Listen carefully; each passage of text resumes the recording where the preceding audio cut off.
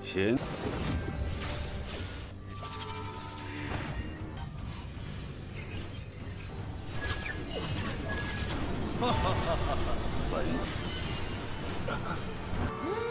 哎，这些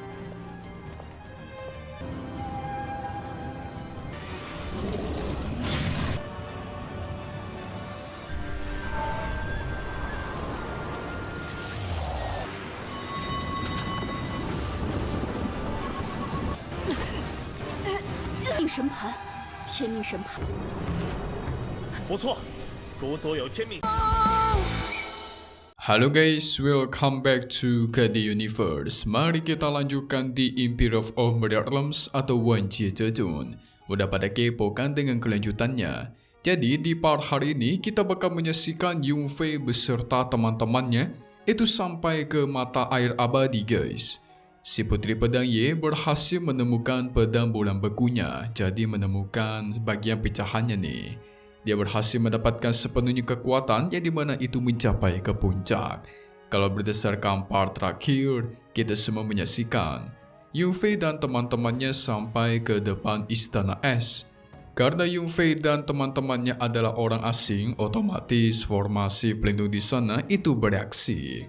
Yunfei sembarangan terbang membuat dia disambar oleh petir yang sangat kuat. Tapi tiba-tiba ada dua patung prajurit yang berada di depan pintu masuk itu bergerak guys.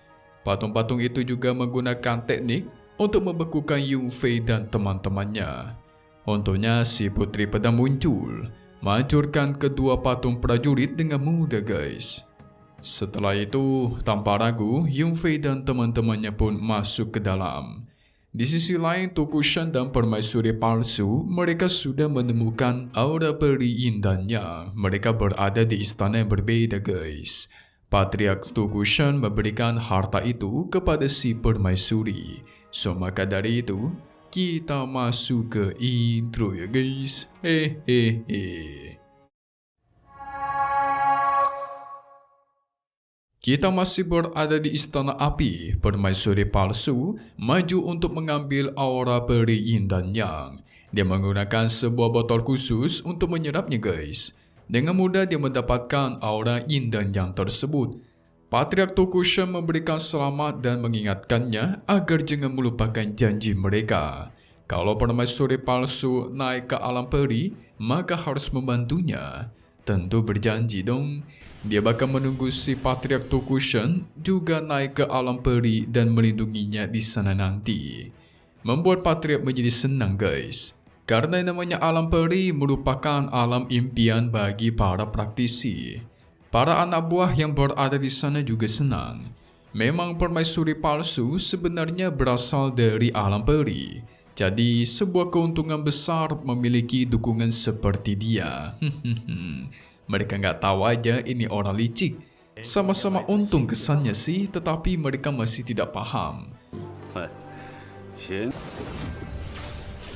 Tidak mempunyai waktu, permaisuri palsu mengambil token takdir ilahi. Patriark Tokushan maju guys. Mengeluarkan token klan ular, mencoba membuka sebuah formasi teleportasi. Dengan token itu, formasi teleportasi terbuka. Mereka pun masuk ke dalam. Pada akhirnya mereka sampai ke sebuah tempat misterius yang ada patung tergambar token klan ular guys. Karena si Patriark memegang token klan ular, dia mulai merasakan token tersebut seperti bereaksi gitu. Dan benar aja, tidak lama dari itu token tersebut menarik dirinya ke arah patung token klan ular yang ada di hadapannya guys. Wow.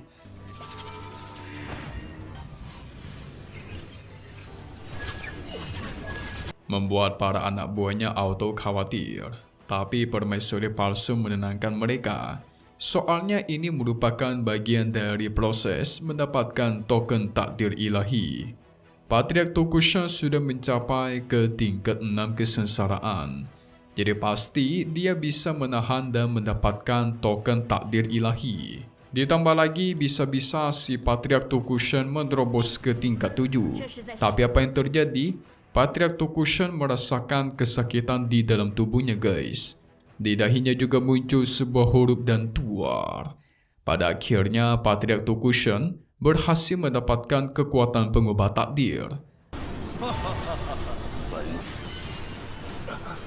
Anak buahnya pun memberikan selamat kepadanya, membuat si Patriark menjadi sangat senang.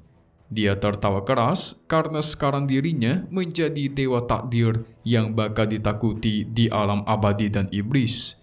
Gak cuma itu, dia berniat menguasai dunia ini dengan kekuatannya. Untuk merayakan keberhasilannya ini, Patriark Tulku mengatakan akan membantu para anak buahnya buat menerobos ke tingkat selanjutnya. Permaisuri palsu sebenarnya kurang menyangka nih guys. Si Patriark Tokushan bisa mendapatkan kekuatan takdir ini. Kita beralih lagi ke Istana Es tempat Yunfei dan kawan-kawannya berada.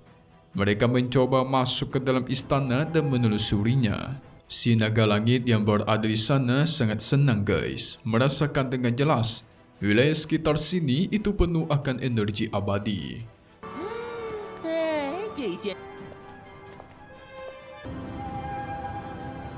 Tidak lama dari itu, mereka sampai di depan mata air abadi yang ada di sana. Tapi apa yang terjadi? Secara tiba-tiba, dua patung serigala yang ada di sana itu bergerak dan melancarkan serangan. Ternyata mereka dianggap sebagai penyusup. Makanya para patung penjaga yang ada di sini itu langsung aktif dan menyerang guys. Untungnya di kelompoknya Yunfei ada si Putri Pedang Ye. Jadi dengan mudahnya dia berhasil menghancurkan kedua patung serigala. Setelah itu mereka naik ke atas jembatan yang ada di atas mata air abadi. Nah, di sini si naga langit kelihatan penasaran nih. Kenapa Yunfei tidak memberitahukan kalau ada bahaya seperti patung-patung penjaga? Padahal dengan mata ketiganya, dia tuh pasti bisa melihatnya guys. Tapi beda sama Putri Pedang Ye. Ketika dia sampai ke sini, dia merasakan jelas ada sesuatu yang cukup familiar. Apa yang terjadi setelah dia perhatikan, ternyata di dasar mata air abadi terdapat sebuah pedang. Qin Shi menegaskan itulah pedang bulan bekunya milik si Putri Pedang. Putri Pedang mengambil pedangnya guys dan membukanya. Ledakan kekuatan terjadi membuat area di sekitar sana berubah menjadi membeku. Untuk berjaga-jaga, Yunfei melancarkan teknik pelindung lonceng. Naga langit menyaksikan itu yakin.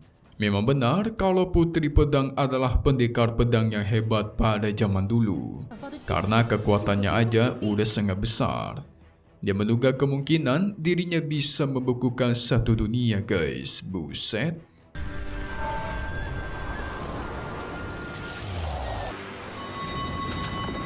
Tidak lama dari itu, di sekitar pedang muncul juga jiwa milik Putri Pedang yang sempat tersegel.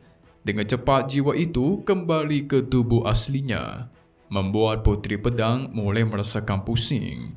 Karena semua ingatannya itu masuk kembali ke kepalanya guys. Tubuhnya bahkan memancarkan aura sangat kuat ke atas langit.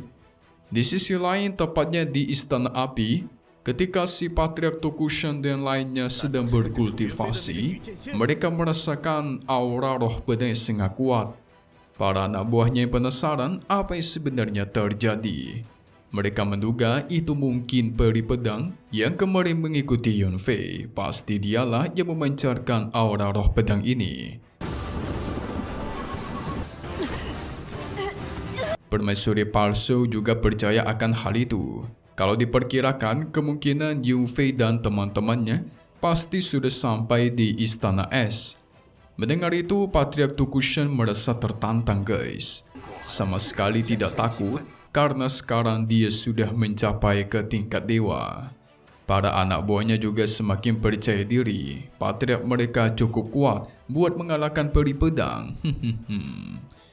Patriark Tokushan ingin melihat keberadaan Yunfei dan teman-temannya.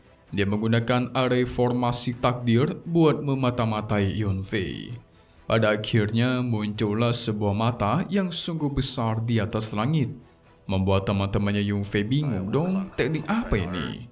Yerong pun menjelaskan, itu adalah array formasi takdir yang ada di Istana Api. 天命神盘，不错，古佐有天命神盘。 Tapi beda sama Yunfei, dia cukup terkejut karena kekuatan mata dewa miliknya itu juga bereaksi dengan kekuatan takdir ilahi guys. Wah, mungkin ada hubungannya nih. Setelah si Patriark menemukan keberadaan Yunfei dan teman-temannya, dia pun langsung berteleportasi ke sana. Gak perlu basa-basi guys. Dia melancarkan serangan telak, membuat pelindung lonceng milik Yunfei itu hancur seketika. Untungnya ada Putri Pedang Ye yang membentuk sebuah pelindung. Kekuatan pedang dilancarkan menahan serangannya Patriark Tokushan, membuat si Patriark auto makin kesal nih. Dia kembali menyerang dengan mengeluarkan tombak hukuman. Beberapa orang cukup terkejut karena tombak hukuman ini sangatlah dahsyat. 这是天罚之矛和命。